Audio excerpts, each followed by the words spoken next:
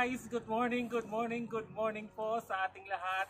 Today's vlog ay mag-island hopping po tayo dito sa Daram, Samar. Guys, today maglilibot po tayo ng Daram at ipapakita ko po sa inyo ang mga magagandang lugar na dapat nyong puntahan pag pumunta kayo dito sa Daram Island.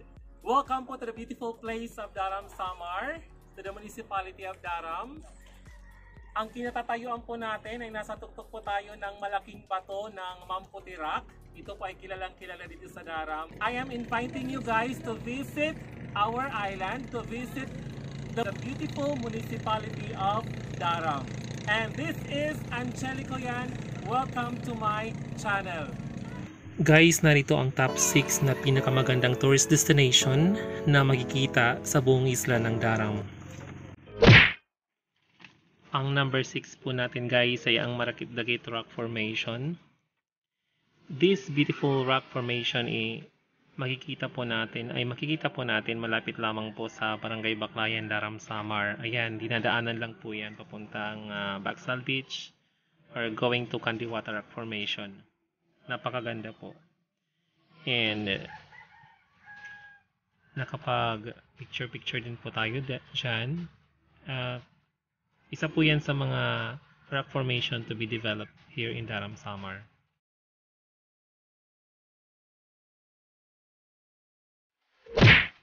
Guys, ang number 5 tourist destination po natin ay ang Mamputi Rock Formation. Ito ay isa sa mga kilalang rock formation here in Daram. Makikita po sa ibabaw ng malaking bato ang image or imahe ni Sr. Santo Niño, ang mahal na patrono ng Daram.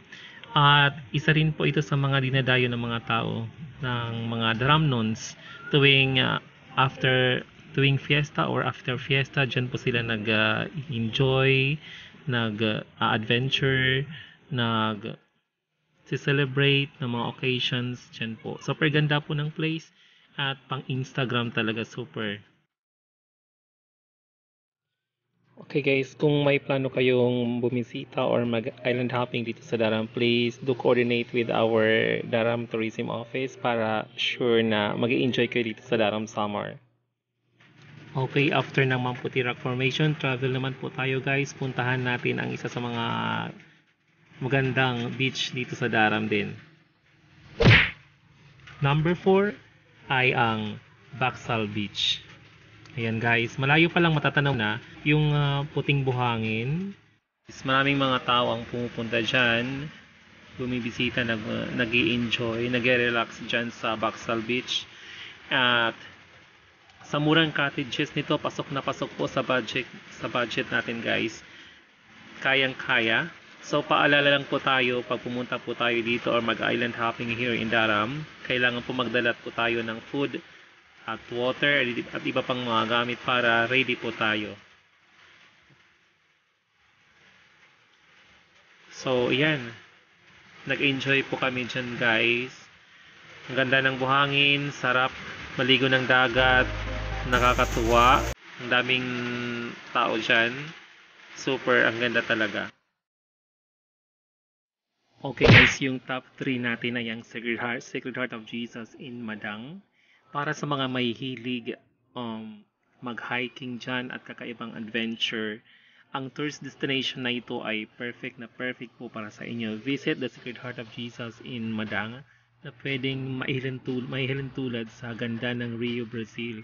Experience the beautiful sunrise and sunset sa tuktok ng Mount Madang at i-enjoy ang preskong hangin na nagmumula sa dagat at pang Instagram super. Ang ganda talaga pag nandun na kayo sa tuktok ng bundok ng Mount Madang at i-enjoy lang ang preskong hangin na nagmumula sa dagat at ang panoramic view of the islands na makikita ninyo, yung mga malalapit na mga lugar, mga barangays, makikita po natin sa itaas yung Catbalogan at ang ganda ng mountains.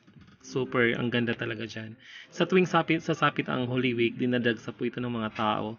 Yung iba pumupunta dyan, nagtitirik ng kandila, tuparin ng kanilang mga pangako or saad at manalangin. Guys, come and visit now to Sacred Heart of Jesus in Mount Madang. Hindi po kayo magsisisi and for sure, mag-i-enjoy po kayo dyan. Ayan po. Just coordinate with na makipag-coordinate na mo po sa Daram Tourism Office para matulungan po kayo at magabayan po kayo kung sa mga pupuntahan nyo dito sa Daram Island. Okay. Super nakaka-relax po guys yung lugar, yung view, super ang ganda talaga dyan sa itaas. Talagang magsasawa ka sa picture kung picture lamang ang pag-uusapan. Okay, at ang susunod po nating destination ay ang Moonbun Beach as number 2. Ang Moonbun Beach po ay isa ngayon sa mga nakikilala na beach dito sa Daram dahil sa ang ganda po ng lugar. Super ang ganda ng malinaw ang dagat. Good for snorkeling guys. At nakaka-relax. Super nakaka-relax dyan. At ang ganda ng view. Super ang ganda ng view. Parang dalawang beses na ako nagpunta dyan at nag-enjoy talaga ako dyan sa pag-snorkeling. Ang daming isda sa dagat. Ayan. Ang linaw ng dagat. Parang nasa ibang lugar ka lang. May enjoy mo. May mga cottages din dyan. Ayan. Super ang ganda dyan.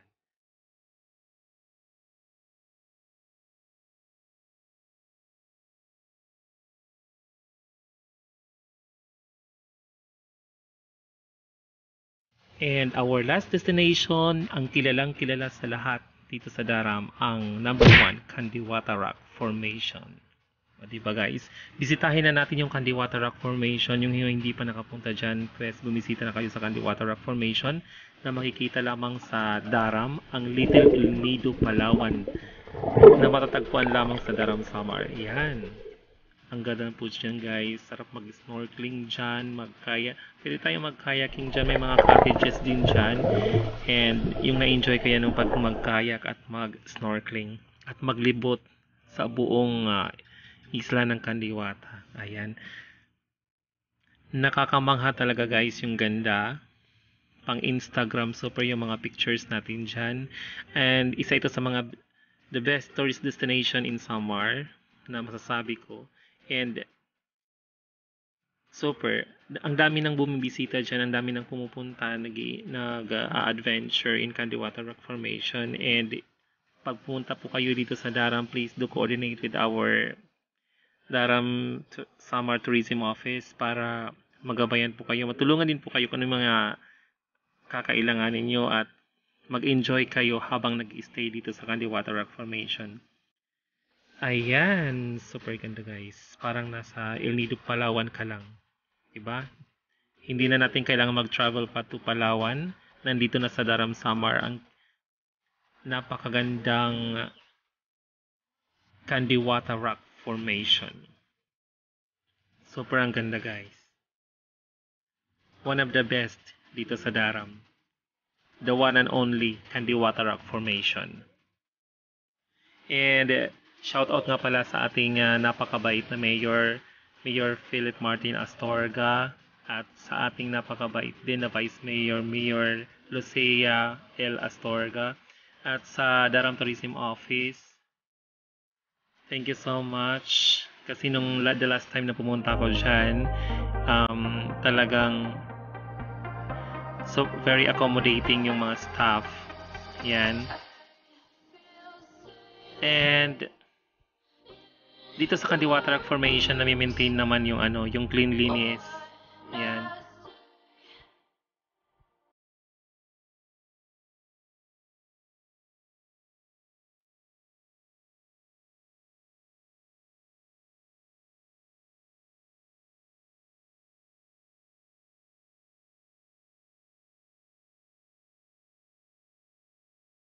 Ayan.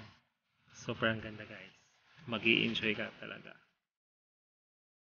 No need to travel sa mga malalayong lugar. Nandito na yung Kandiwata Rock Formation. Ayan yung mga pictures namin dyan nung pumunta kami. The last time na pumunta ako dyan sa Kandiwata Rock Formation.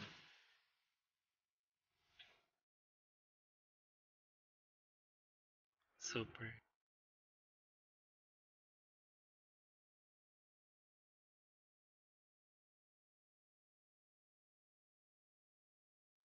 Guys, kung bago ka pa lang sa channel ko, please don't forget to subscribe and hit the notification bell para updated ka po sa lahat ng mga videos ko or sa susunod na mga videos ko. Thank you so much and mabuhay. God bless us all.